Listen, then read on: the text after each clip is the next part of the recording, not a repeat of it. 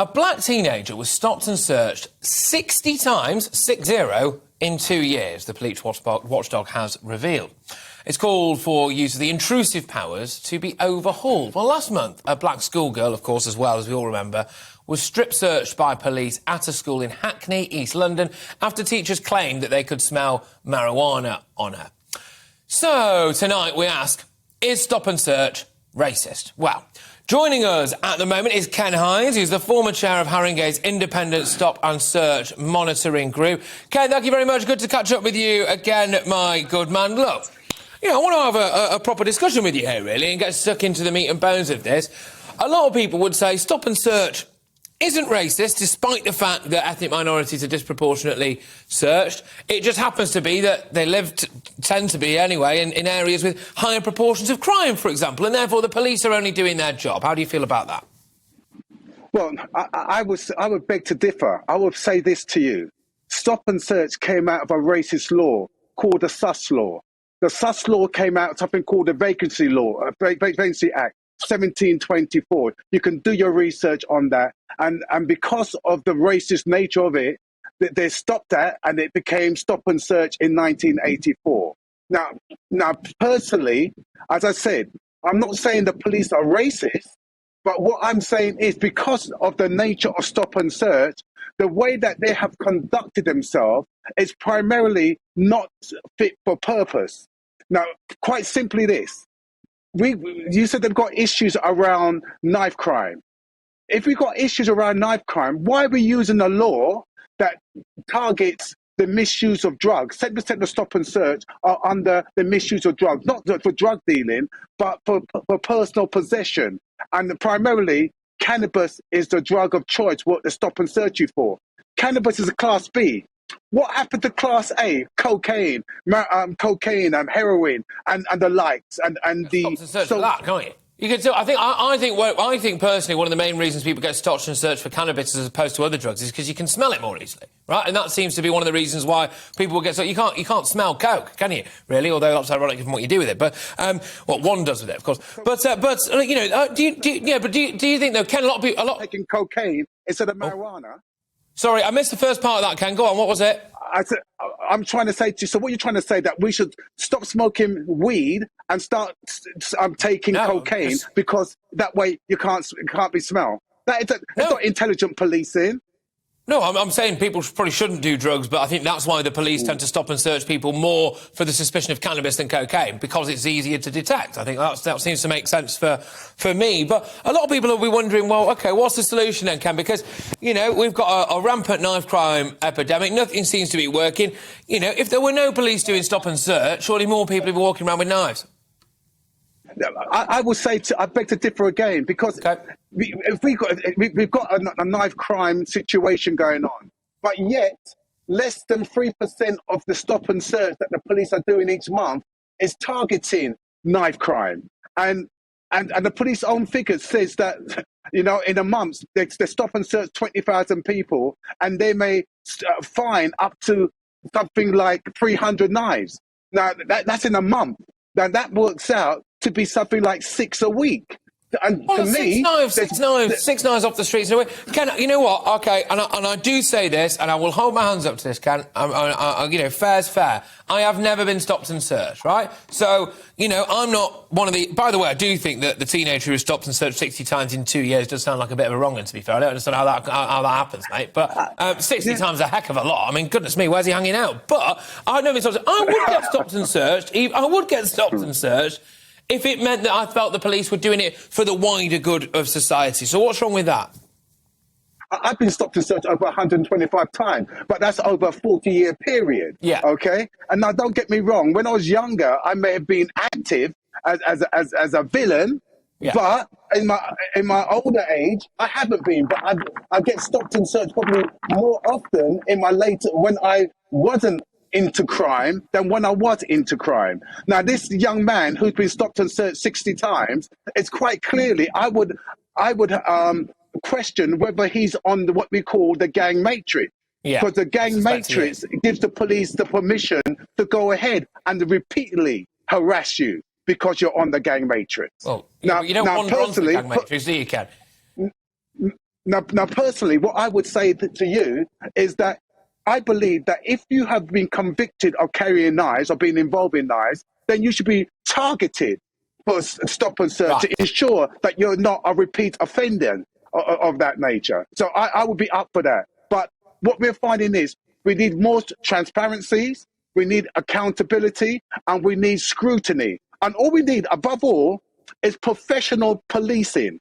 Now, what people complain about time and time again is the nature of the interaction of where that the police are not being professional, where the police are using sometimes racist terms and sometimes they're using inappropriate language.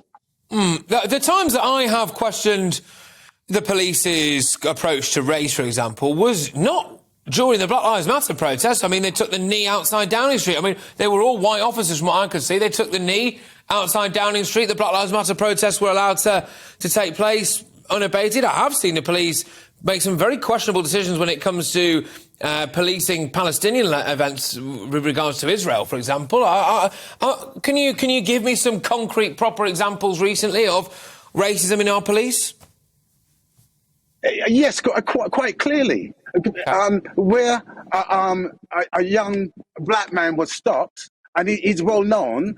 I'll give his name, Baron Paul. And because Baron Paul would not give up his name to the police, they decided to take him back to the police station and strip search him, right? Because he didn't give up his name and personal details. But if you're stop and search, you don't have to give out any personal details. Now, I'll give you another one. Again, where the young man, Jordan Walker Brown, who ran away from the police and got tasered in the back when he was jumping over, trying to climb over a wall. It ended up with him falling over the wall, breaking his back. Now he's paraplegic. Now we got Child Q in the school. Again, she would have never been strip searched if she was a white girl, right? So these things happen time and time again. Look, I absolutely get your point, and I must say, it's not the first time we've spoken. I love our discussions, and I really, really do respect what you have to say. But, can you really say that she wouldn't have got stopped and searched if she was white? I mean, apparently she stunk of weed. I mean, obviously we don't know that I wasn't there, but that was the reason behind it. I mean, do you think it was just a black... And also, we don't know that the police in that situation weren't black, Ken, do we? Yeah, no, not disrespect, but if I on the train or on the bus and someone has got a bag of weed next to them or left the seat and I sit in that seat and it comes on me, I can get off that bus, I could be stinking of weed and I could be stopped by like British Transport Police at one of the dog searches and I could be flagged up to be searched. Now, again, what it says quite clearly in the police procedure that the smell of cannabis alone is not sufficient ground to be searched. Now, Child Q, for example, the teachers had searched her before they called the police in.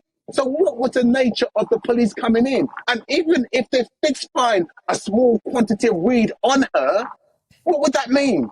It should be treated as a health issue, not as a criminal activity. She was a child. Okay. So what were they expecting to find on her? Yeah, well, yeah, weed, I suppose. But Ken, thank you very, very much. Ken, really great stuff. You sound fantastic way to start the show. Appreciate you coming on. You're always absolutely box office. And, hey, look, you know what? Well, we don't have to agree on everything. I really enjoy listening to what you have to say. So thank you very, very much. Ken Hinds there. Of course, independent... Thank you for inviting me. Thank you for inviting me on your programme. Chair of Haringey's Independent Stop and Search Monitoring Group. Goodness gracious me, it's kicked off in the inbox. GB Views at gbnews.uk. Tweet us at GBNews. Right, time for the panel again. Dave, you ever been stopped and searched? I haven't, but I wondered why Ken was in a playground. I did think that. I think maybe he was trying to illustrate the areas where kids get stopped and searched. Imagine how bad it would have been if he got stopped and searched in that interview. Can you imagine? That would have been proper awkward, wouldn't it? During the interview. Yeah, I mean, and he just motored on. Motors on, and he was like, well, this is the 126th time, isn't it? You know? Leo, you look like a man who's been stopped and searched. I have, actually, yeah. I've been stopped and searched a couple of times. I mean, I've been living in London for a while, so it just happens every once in a while in London. Also, I might have smelt of weed. But yeah, I mean, I used to be a criminal intelligence analyst, and Gosh, hang on a minute. Yeah, you were a police officer. in Harringay, not police.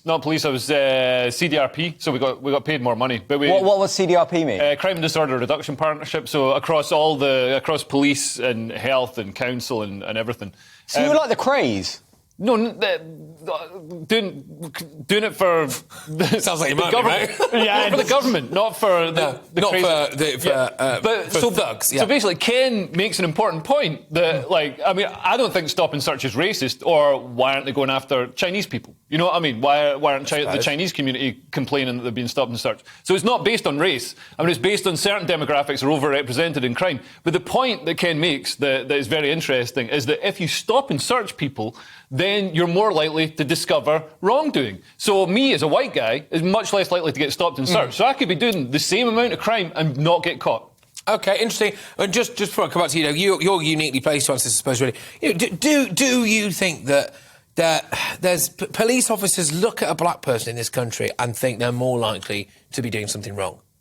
Possibly. You can't say. Possibly. I mean, honestly, the Met is nowhere near as racist. It's not the 80s anymore. So, you know, post Stephen Lawrence, the McPherson report, they're much more linked in with the community and with community engagement. As you see with Ken, he's on a monitoring group to make sure that engages with the police and the community to make sure that the police aren't unnecessarily targeting people. Because it is horrible when you get stopped and searched when you haven't done anything wrong. It's demeaning. Everybody's looking at you. So I can understand why people don't want it. And if you feel you're being targeted for your skin colour, then that's got to feel absolutely horrible and not make you want to, it's going to turn you away from being a good citizen. No, I'm not saying this about Ken, because I would never say such a thing about Ken, because I know this isn't true. Dave, do you think a lot of people are against stop and search or against it because they don't want to get caught for doing something wrong? Well, you know what I mean? Funnily enough, when I was smuggling all of that stuff in here... Thank you for that, by the way. That's all right. That'll keep us going for days. Yeah. I mean, I don't know, because you know what? I think the police look at me and they think, like, I couldn't take him. I'd have to have a whole bunch of people to take him out, and that's why they never stop and search me. No, exactly. Yeah. But I'm purely off the radar, though. I don't know. What would you like? Any one time, do you reckon you could? I would be more scared to have my WhatsApp read out to a group of people than I would to be stopped and searched. Would you actually? Oh God, yeah. The amount of things that you got on your WhatsApp. Oh. Well, there was a WhatsApp exchange that you and I had, which we might at some point play out, but we will move on from that. Okay.